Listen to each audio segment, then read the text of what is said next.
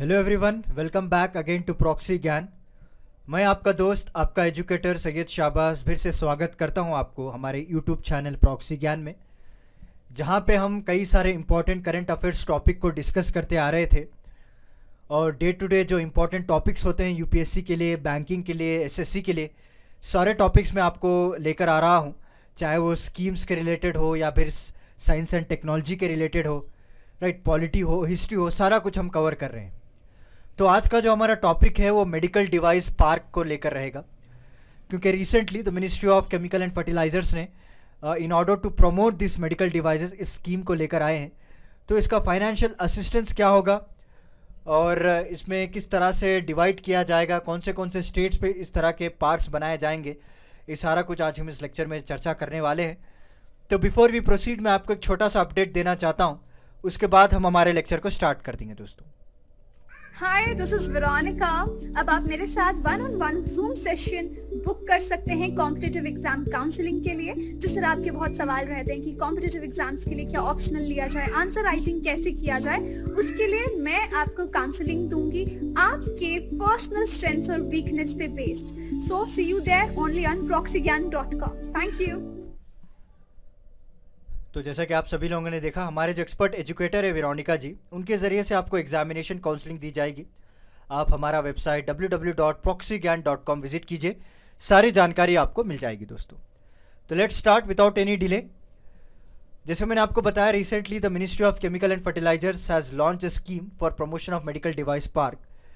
इनका मकसद ये है कि जितने भी मेडिकल डिवाइसेस हैं उसको सपोर्ट करना इनका मकसद है स्कीम का। और जैसे कि आप सभी लोग जानते हैं कि जब से कोविड-19 हमारे इंडिया में आया है पैंडमिक, तब से हम लोगों को ये तो पता चल चुका है कि हमारे पास जो डिवाइसेस हैं, हमारे पास जो इक्विपमेंट्स हैं, वो हम कम्प्लीटली बाहर कंट्रीज़ के ऊपर डिपेंडेंट बन चुके हैं। क्योंकि जैसा कि आप सभी लोग जानते हैं कि ऑक्सीजन का क्राइसिस हो गया था, राइट, और कई कई तरह के जो है इक्विपमेंट्स कम पड़े हैं, आईसीयू बेड्स कम पड़े हैं, राइट, जो वेंटिलेटर्स हैं वो कम पड़ गए हैं। तो इसको मैन्युफैक्चरिंग करना बहुत ही ज़रूरी हो चुका था दोस्तों, क्योंकि ऑनगोइंग पैंडमिक की वजह से क्या हो गया है, सारा एक्सपोर्ट बंद हो चुका था, राइट, वर्ल्ड वाइड जो है लॉकडाउन लग चुका था। तो उसकी वजह से जो हमारे पास रिसोर्सेज थे उससे ही हमको काम चलाना पड़ा। तो इससे एक सीख मिली हम सब लोगों को, ताकि हम जो है आत्मनिर्भर भारत बने। हमारे जो प्रधानमंत्री मोदी जी हैं, उन्होंने यही नारा लगाया हुआ है कि जितने भी इक्विपमेंट्स हैं हम लोकल इंडस्ट्रीज़ को सपोर्ट करेंगे, ताकि आगे चलकर हम जो हमारे इक्विपमेंट्स खुद ही डेवलप करें। तो उसी को स्लोगन को सपोर्ट करते हुए ministry of chemical and fertilisers ने इस promotion of medical device park को ये करने के लिए एक स्कीम को लॉन्च किया है। ओके, और इसमें क्या है, आपको कई सारे मशीन्स को क्रिएट किए जाएंगे which are use to support life. जैसे कि आप देख रहे हैं कि सीटी स्कैन हो गया, एक्सरे मशीन्स हो गए, राइट, वेंटिलेटर्स हो गए, जो ह्यूमन के लिए ज़रूरी है, उनको बचाने के लिए ज़रूरी है। तो ये इसको बनाना हमारे इंडिया में ही चाहिए, तो इसको सपोर्ट करने के लिए स्कीम को लागू किया गया है। क्या क्या डिवाइस इसमें इंक्लूड होंगे? Surgical equipments, diagnostic equipments like cardiac imaging हो गया, सीटी स्कैन हो गया, एक्सरे हो गया, या फिर आपको मॉलिकुलर इमेजिंग, या फिर एमआरआई, अल्ट्रासाउंड इमेजिंग। ये जो लाइफ सपोर्टिंग इक्विपमेंट्स हैं, जैसे कि वेंटिलेटर्स, जैसे मैंने आपको बताया, इम्प्लांट, डिस्पोजेबल, एवरीथिंग जो जो ज़रूरी है from small to big equipments अभी इंडिया में ही बनाए जाएंगे दोस्तों, ताकि कल के रोज़ अगर कोई इमरजेंसी हो हमारे पास स्टॉक में हो, और बल्कि हम दूसरों को भी एक्सपोर्ट कर सकें, हमारी रेवेन्यू भी बढ़ सकती है। और ऑब्जेक्टिव ऑफ स्कीम की बात करें तो easy as access to the standard testing, और एक प्रॉपर इंफ्रास्ट्रक्चर फैसिलिटी हो हमारे पास, और एक कॉमन इंफ्रास्ट्रक्चर फैसिलिटी हो, ताकि आगे चलकर हम ग्लोबल कॉम्पिटिटिव्स में भी पार्टिसिपेट कर सकें। And this will result in the reduction of the cost of production of medical devices, and also हमारे पास अवेलेबिलिटी हो सकती है, अफोर्डेबिलिटी भी हो सकती है, क्योंकि डोमेस्टिक में ही तो इसको बनाया जा रहा है ना। तो ऑब्वियसली इसके जो प्राइजेस हैं वो नॉर्मली रहेंगे, नॉट लाइक जब अगर आप इंपोर्ट कर रहे हैं तो उसके ऊपर कई सारे टैक्सेस लगाए जाते हैं और उनका भी कई सारा डिमांड होता है। तो ऑब्वियसली एक इक्विपमेंट का प्राइस बहुत ही ज़्यादा होता है। अगर आप डोमेस्टिक मार्केट में ही इसको बना रहे हैं, then we have less market और कंपटीशन भी रहेगा, और जो है आपको बेस्ट क्वालिटी भी मिल सकती है with A less price also. ये सारा इसका फ़ायदा है। ड्यूरेशन की बात करें तो टोटल फाइनेंशियल आउटले जो बताया गया है 400 करोड़ का रहेगा। 2020-21 फाइनेंशियल ईयर से लेकर 2024-2025 फाइनेंशियल ईयर तक इसको चलाया जाएगा, यानी 5 साल का अप्रॉक्सीमेटली टेन्योर मान सकते हैं। और इसका फाइनेंशियल आउटले भी आप याद रख लीजिए, कभी कभार क्वेश्चन में पूछ सकते हैं। टोटल 400 करोड़ इसको निकाला गया है।